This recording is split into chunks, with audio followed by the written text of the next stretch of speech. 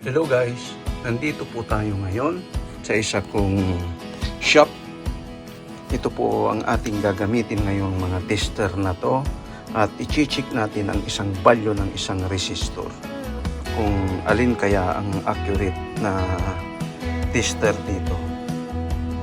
Ngayon, kukuha po tayo ng isang resistor dito. Yan, kukunin natin po yan 100 kilo ohms. I-check natin yan. Umpisa na natin ang pag-check ng resistor na yan. 100 kilo ohms. Kuhanin natin itong isa dito. Okay. Ang ating pag-check na tester ngayon ay Sanwa. Okay.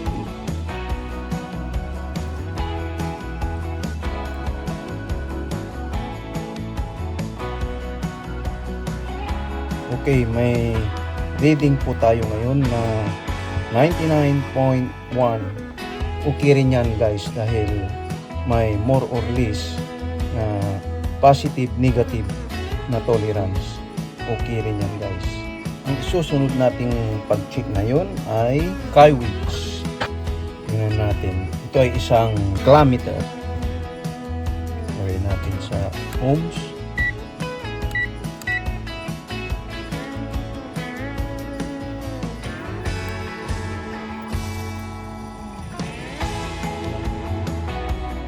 May na-reading tayong 99.1. Halos magkapareha sila. Okay yan guys. Ang isusunod natin ay ang ONI Digital Multimeter Tester. Ilagay natin sa 600 kilo ohms. Okay.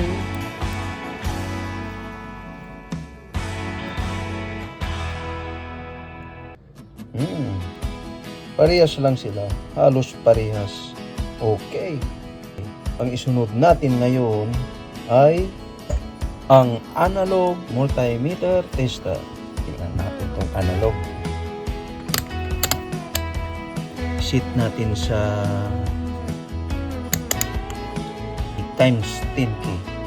Okay. Tingnan natin. Iset na natin kung kwan. Yan. Okay yan. Okay. Ayun. Testing natin.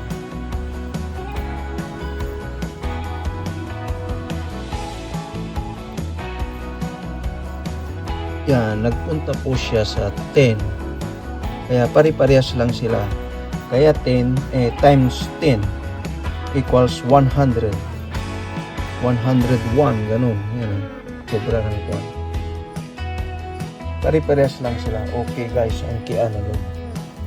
Ang susunod po natin pag-check ngayon ay ang Pocket Digital Multimeter Tester na palagi kong dala kahit saan ako pumunta.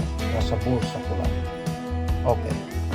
How to Popue Electro Power. Switch natin. Lagay natin sa ohms. Okay.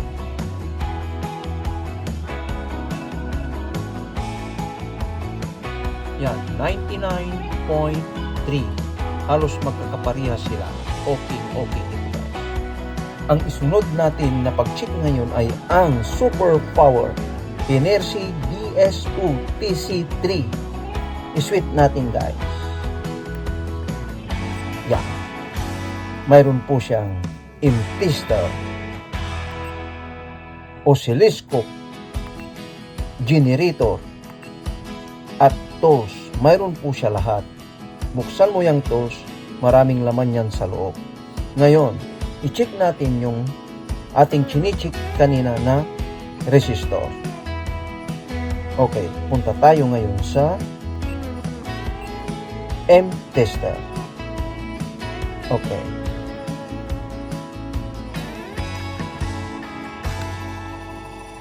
Yan, testing natin. Testing natin. Okay, tignan nyo guys. Alam niyang i-recognize kung anong electronic components. Tingnan nyo, nakasulat, resistor. 100.6 kilo ohms. Yan, tignan nyo guys. Napakaganda. Okay. Thank you for watching. See you my next video. Pag may natutunan po kayo, please huwag kalilimutan mag-subscribe, like, and share, and click the notification bell para ma-notified po kayo sa susunod kong video. Thank you, and God bless us.